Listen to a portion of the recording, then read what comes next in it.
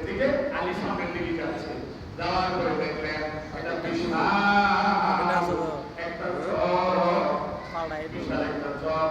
ওই চকের মধ্যে দেখলেন কি সুন্দর ডানগুলি বেঁধে আছে, ডান পাতলে সুন্দর ডান সোনালি রং ধারণ করেছে কিনা বলেন, একটু করে বলেন ঠিক কিনা?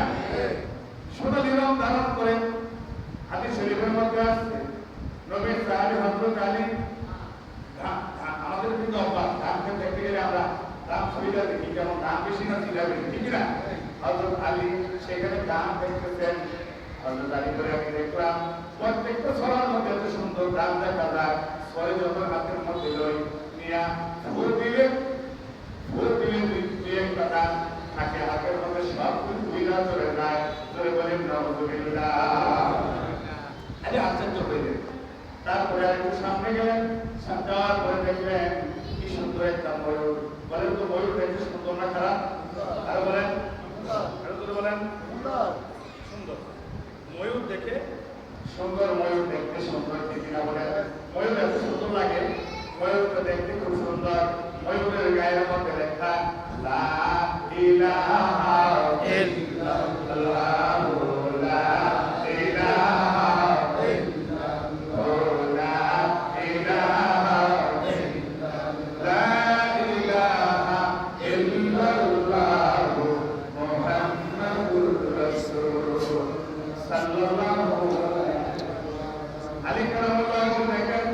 এত সুন্দর ময়ূর, গায়ের মধ্যে লেখা লা ইলাহা ইল্লাল্লাহ মুহাম্মাদুর রাসূলুল্লাহ, কিন্তু ময়ূরটা ঠোঁট দিয়া ঝগড়া মানুষের ময়লা খাইতেছে, এটাকে আমাদের গ্রামের ভাষায় বলে পায়খানা।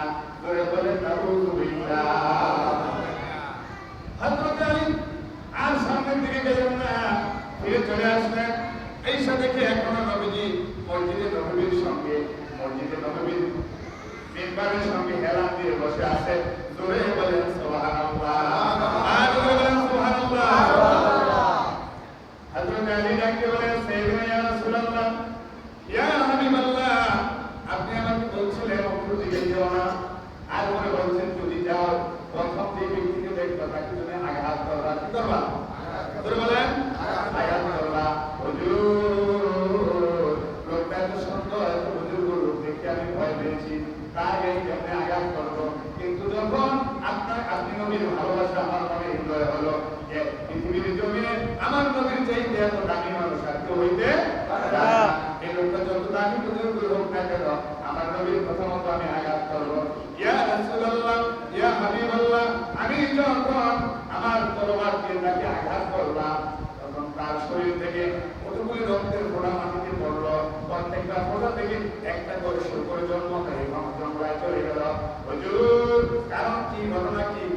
আর আমি সামনে গেলাম, দেখলাম একটা ময়ূর, তার গায়ের মধ্যে লেখা লা ইলাহা ইল্লাল্লাহ, কিন্তু সে মানুষের ময়লা খাইতেছে। সামনে যাওয়ার পরে দেখলাম বিশাল একটা চক, চকের মধ্যে ধানগুলি সোনালি আকারের মতো ধারণ করে দেখে আসছে। হুজুর আমি প্রত্যেকটা ছড়া থেকে ধান করে আসবো, কি দেখি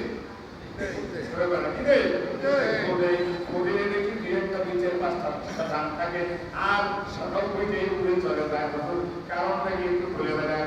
আমার নবী ১৩,০০০ বছর পূর্বে ভবিষ্যৎবাণী করে বললেন, হে আলী, আখিরি জবানায় আমার উম্মতের মধ্যে এক শ্রেণীর বীর বুজুর্গ হবে, দেখতে বিশাল স্বাস্থ্য সুস্থ হবে, বিশাল চেহারার আকৃতি হবে, নমুনা হবে, ডিজাইন হবে। তাদের দেখলে অনেক সুন্দর দেখা যাবে, কিন্তু তাদের ভিতরে থাকবে হারাম সুদ, ঘুষ এবং সমস্ত হারামের রক্ত। ওই হারামের রক্তের কারণে তারা বুজুর্গ হইতে পারবে না। ওই প্রথম যে ব্যক্তিকে তুমি আঘাত করেছ, এই ব্যক্তির শরীরের মধ্যে হারাম রক্তটা ছিল, সে এই রক্তটার কারণে বুজুর্গিয়া হাসিল করতে পারছে না।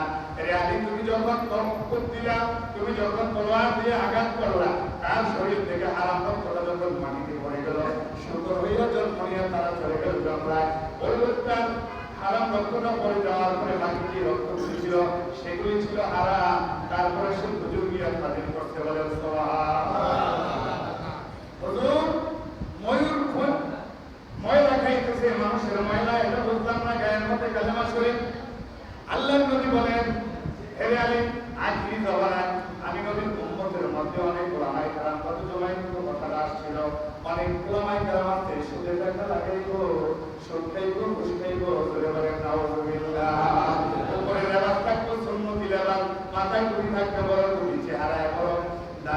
আর এর মধ্যে জুব্বা আর সে তলে তলে বসে বসে বলে বলে নাউজুবিল্লাহ হযরত আলী দেখতে বলি ইয়া রাসূলুল্লাহ প্রথমটা বললাম দ্বিতীয়টা বললাম তৃতীয়টা একটু ঘুরে বেড়ান আমার নবী ডাকতে বলেন সাহাবীরা রে ও সাহাবীরা শুনে রাখো আখিরি জামানায় আমি নবীর উম্মতের অভাব হবে না কিন্তু আসল খাঁটি উম্মত যারা ফজরের নামাজ পড়বে তারাই বলেন সুবহানাল্লাহ সুবহানাল্লাহ আরে বলেন সুবহানাল্লাহ এই যেমন জুমার নামাজ বা আটকা টাটকা বছরে সাতটাই যারা নামাজ পড়ে এরা কখনো মনে হতে পারে না মনে হতে পারে এরা হচ্ছে নবীজি শিক্ষা দিয়েছে হযরত আলী কান পুলিশ শরীরে হাতে দিয়েছে ফুল দিয়েছে কি দিয়েছে ফুল দেওয়ার পরে সব মিলে গেছে নিচে 10টা হাতে দিয়েছে 10টি হলো কি ধান বাকি যেগুলো রয়ে গেছে সেগুলি চিটা সেগুলি কি চিটা ধান হইলে কইলে থাকবো চিটা হইলে সুবহানাল্লাহ নাম হইলে অনেক সময় কথাটা বলে এই বলবা রাজা করে চলি না হইলে কইলে থাকবি চিটা হইলে ঠিক কিনা বলে ঠিক কিনা আমার ভাইরা বন্ধুরা মনোযোগ তো দেখেন যারা মুমিন যারা মুত্তাকি যারা আল্লাহ বলে তারা কখনো ফজরের নামাজ কাজা করে না ফজরের নামাজ যে ব্যক্তি জামাতে পড়ে আমার নবীজির হাদিস অনুযায়ী তারাই হলো মুমিন ধরে বলেন সুবহানাল্লাহ আর ধরে বলেন সুবহানাল্লাহ এখন আপনি আর আমি ইসলামের কিছু মানবো না তা হবে না মানলে ইসলামের সব কিছু মানতে হবে আল্লাহ তাআলা আমাদের সকলকে হিদায়াত দান করুন সকলে বলেন আল্লাহুম্মা আমিন ধরে বলেন আল্লাহুম্মা আমিন প্রিয় সুধী তো আমরা এই ইমানের বলে বলিয়া হয়ে মুমিন হওয়ার জন্য শর্ত হচ্ছে কি আমাদেরকে আল্লাহর আইন নবী মুহাম্মদ রাসূলুল্লাহ সাল্লাল্লাহু আলাইহি ওয়াসাল্লামের আদর্শকে জীবনের প্রতিটি ক্ষেত্রে লালন করা বলেন আলহামদুলিল্লাহ এই যে দেখেন আমার কিন্তু হাই স্কুলে চাকরি ছিল মহম্মদ হাই স্কুলে আমি 3 বছর তারপর হেড মাওলানা ছিলাম এমন ভাবে স্কুলে আমি পরিচালনা করেছি আলহামদুলিল্লাহ ছোট বড় সবার কাছে খুব ভালোবাসার পাত্র ছাত্র অনেক সময় দেখলে হয় হুজুর আমি বক্তব্যে আমাদের বিভিন্ন কারণ কি হুজুর আপনি কি জনপ্রিয়তা মায়া সাহেব মায়া চৌধুরী এত জনপ্রিয়তা আমি কেমনে বলতাম হুজুর আসলে ওখানে আপনাদের ধরতে গেলে কত হাজার সালাম না তুমি সালাম একদিনও পায় না আমি কই না এই সময় আমার সালাম দিন ওই সময় আমার সালাম দিবে না কত বলছো কারণ আমার সালাম দেয় আমাকে সালাম দেয় শিক্ষক হিসাবে আর ওকে সালাম দেয় সালাম দেয় কি হিসাবে এমপি মন্ত্রী হিসাবে কারণ এমপি আর মন্ত্রীদের সম্মান হবে লিমিটেশন 5 বছরের জন্য এরপরে বয়ে নিয়ে দেখানোর পরে ঠিক কিনা বলে ঠিক কিনা আর আলে ওলামা পীর বুজুর্গ শিক্ষকদের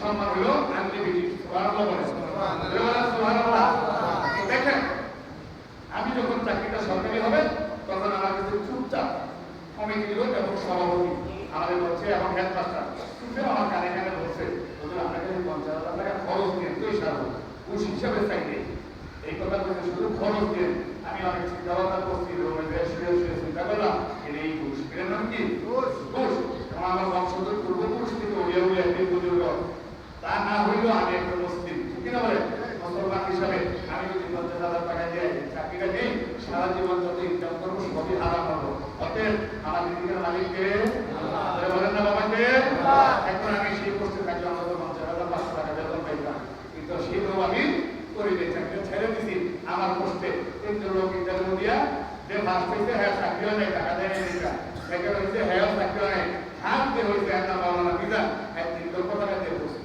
নাউজুবিল্লাহ এই কথাটাই ভবিষ্যৎবাণী নবীজি বলছে 1000 বছর আগে যে আর ওই ময়ূরের গায়ে লেখা থেকে বলেন লা ইলাহা ইল্লাল্লাহ মুহাম্মাদুর রাসূলুল্লাহ খায় কি সসি নাউজুবিল্লাহ এই মোল্লা 3 লাখ টাকা দিয়ে দেয়া চাকরি রয়েছে আমি মোল্লা 3 টাকা দিতে রাজি না সে সব মোল্লা এক মোল্লা নয় সব ইমাম এক ইমাম নয় সব মানুষ এক মানুষ নয় সবাই যদি আপনাকে এক পাল্লা কিনতে চান তো শাকের পাল্লা আসমানের পাল্লা কখনো এক হবে না আল্লাহু আকবার অসংখ্য বক্তব্যে এখানে সমাপ্ত করলাম অনেক সুন্দর সুন্দর আলোচনা আছে কিন্তু আপনারা অনেক লেট করে আসেন কথা বলার সময় পাই না আর বিশেষ করে 5 মিনিট 10 মিনিট একটু লেট হলে আপনাদের মধ্যে অনেক কথা খালি করে দিকে তাকায় কিন্তু আমি ইমামতি করছি আমার বয়ান সময় কেউ কোনো দিন শরীর দিকে তাকায় অনেক সময় দুইবার থেকে নামাজ পড়ে কেউ একটু শব্দ করে কিন্তু পক্ষে আমি আবার আলোচনার মাঝখানটা পাবলিককে জিজ্ঞাসা করি করিতে বলবো নাকি ছেড়ে দেবো, তখন আবার সাপোর্ট দিলে বলি না, এলে বলি না।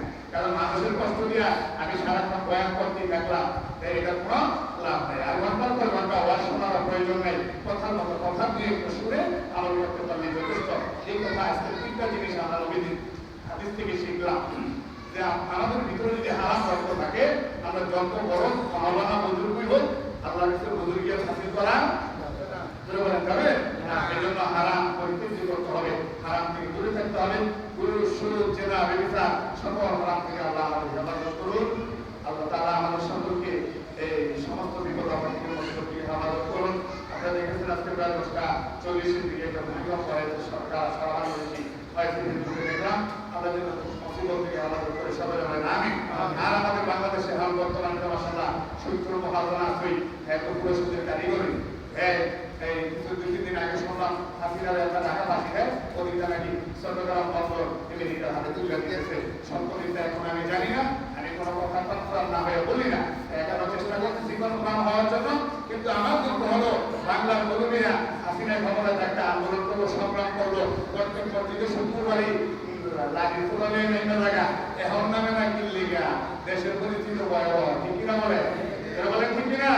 আমি এই কথা বলে আপনাদের কাছে হাত জোড়ে অনুরোধ করলাম, প্রত্যেক বিষয়ে প্রত্যেক ক্ষেত্রে প্রতিটি মুহূর্তে আপনার ইমানকে সেট করেন, আপনার আদর্শকে সেট করেন। টাকা পয়সার খাতিরে আমরা আদর্শ যদি করতে আল্লাহ তাআলা আমাদের সকলকে হেদায়েত দান করুন। সবাই বলেন আল্লাহুম্মা আমিন। আমার প্রতিটি পরে আসছে